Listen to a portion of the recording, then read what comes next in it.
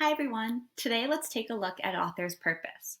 When we talk about author's purpose, we're going to look at two standards, RL and RI 4.1. The reason why we're going to look at two standards is because author's purpose is applicable to both literary and informational texts.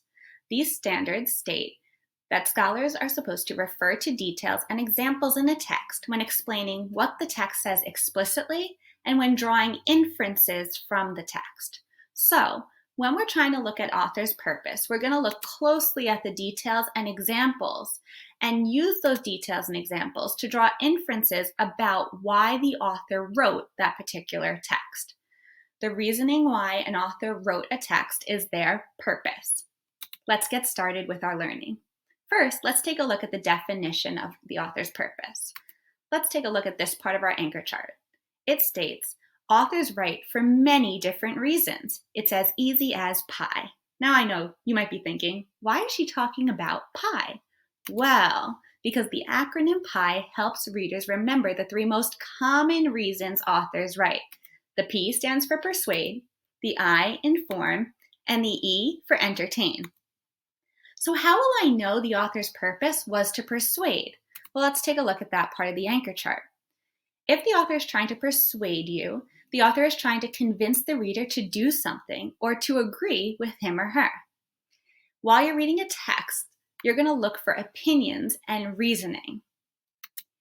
The author will state their opinion about a topic and provide many different reasons that hopefully convince you to agree with their thinking. Some examples of persuasive texts are advertisements, commercials, billboards, and reviews. How will I know the author's purpose was to inform? Well, let's look at that part of the anchor chart.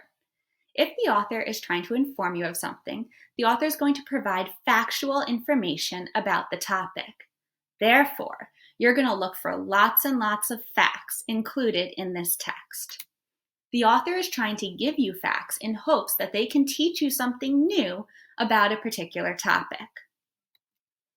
Examples of informative texts include nonfiction texts, news articles, textbooks, and biographies.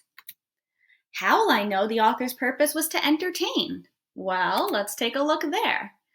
The author writes a text for the reader's enjoyment. When you read a text with the purpose to entertain, you're going to look for characters, setting, and dialogue. The author will tell you a story that makes you experience various emotions. Maybe it'll make you laugh. Maybe it'll make you cry and make you sad. Or maybe it'll scare you. The story will have characters, a setting, and include dialogue.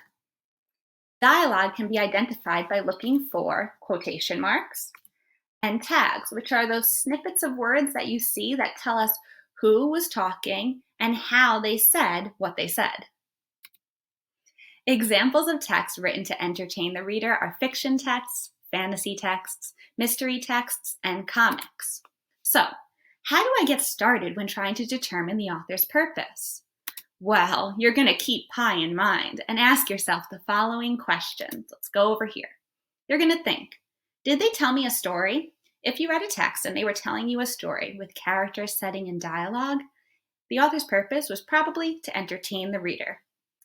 If after you read, you ask yourself, did they teach you something? And you could say yes, because the text included a lot of facts, and the text was probably nonfiction. The author's purpose was probably to inform you. If after you read a text, you ask yourself, did they try to convince me of something? And you could say yes, because you saw opinions and a lot of reasoning. The author's purpose was probably to persuade the reader to think like them. Well, there you have it. That's author's purpose. So take what you just learned, read a bunch of new text,